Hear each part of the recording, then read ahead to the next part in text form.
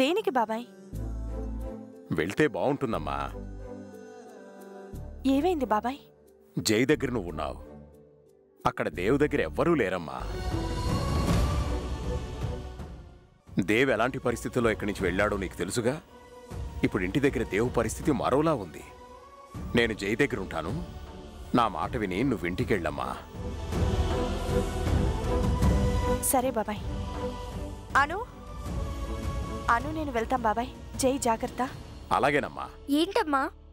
ఇంటికెళ్దాం పద.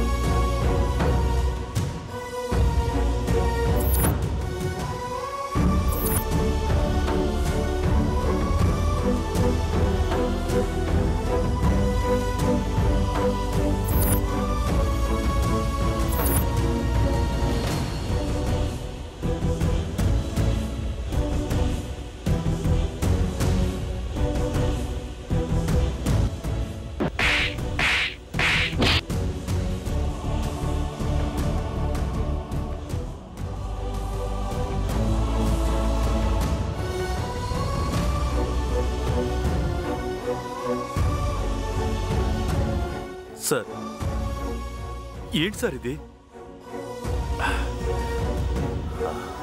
బ్రాంది తాగుతావా? ఇలా తాగితే మీ ఆరోగ్యం పాడవుతుంది సార్.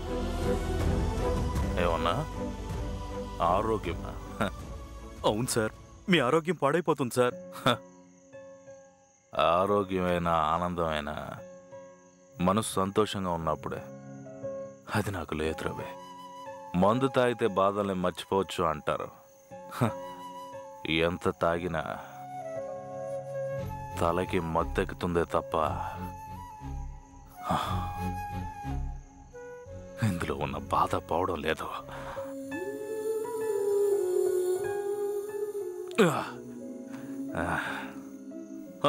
సార్ ప్లీజ్ సార్, వద్దు సార్, తాకండి సార్ ప్లీజ్.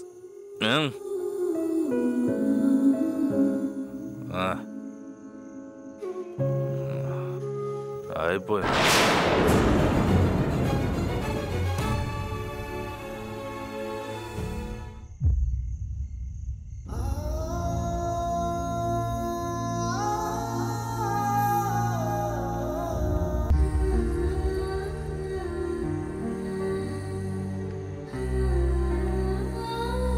ఏమండి, ఏంటండి ఇది?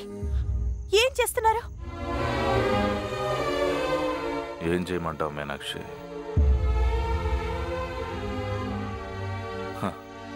తాళి కట్టిన భార్యకి నాతో ఉండటం ఇష్టం లేదు.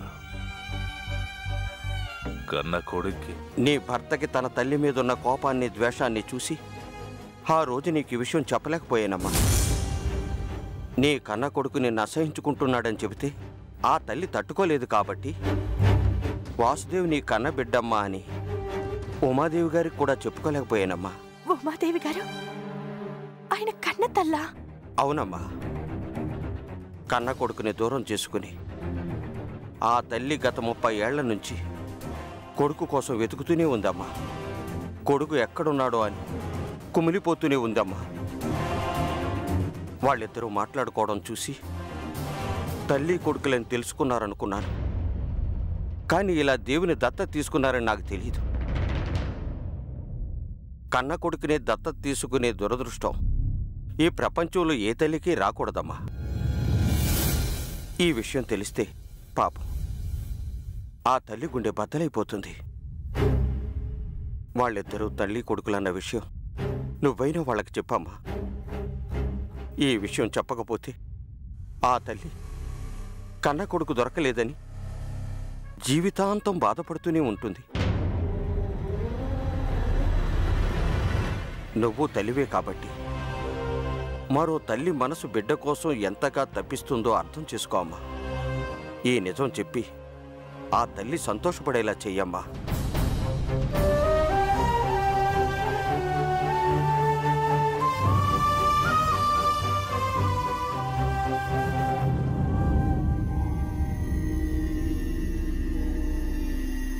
$15,000 ఇవ్వాలి.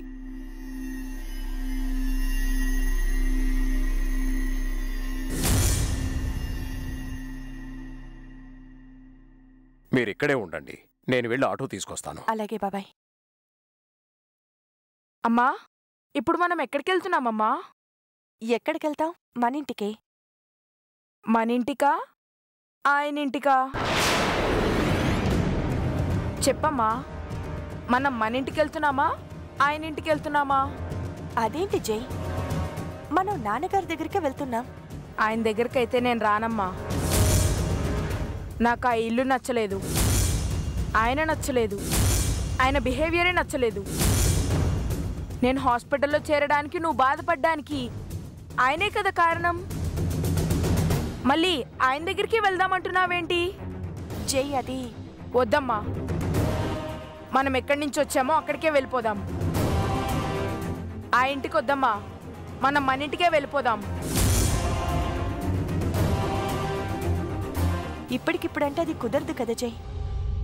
ఇప్పుడున్న పరిస్థితుల్లో మనం మీ నాన్నగారి దగ్గరికి వెళ్ళాలి.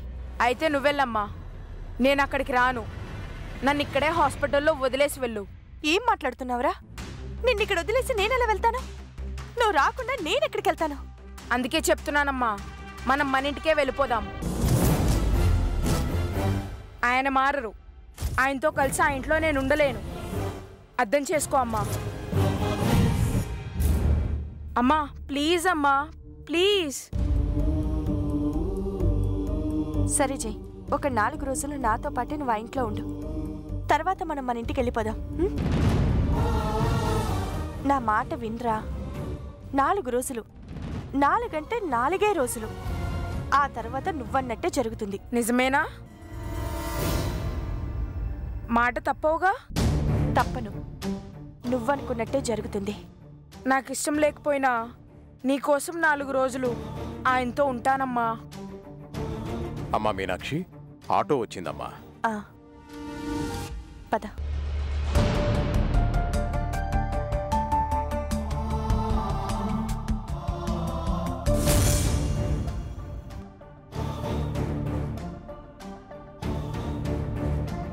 తలనొప్పిగా ఉందా నాన్న? తలనొప్పిగా లేదు. మీ అమ్మకు జైకు నేనే తలనొప్పిగా మారాను.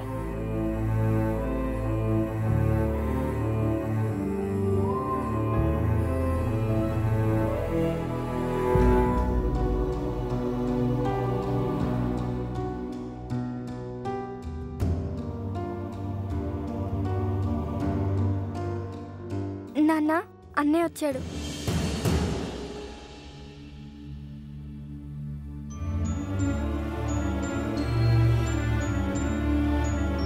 ఇప్పుడు ఎలా ఉందిరా జై?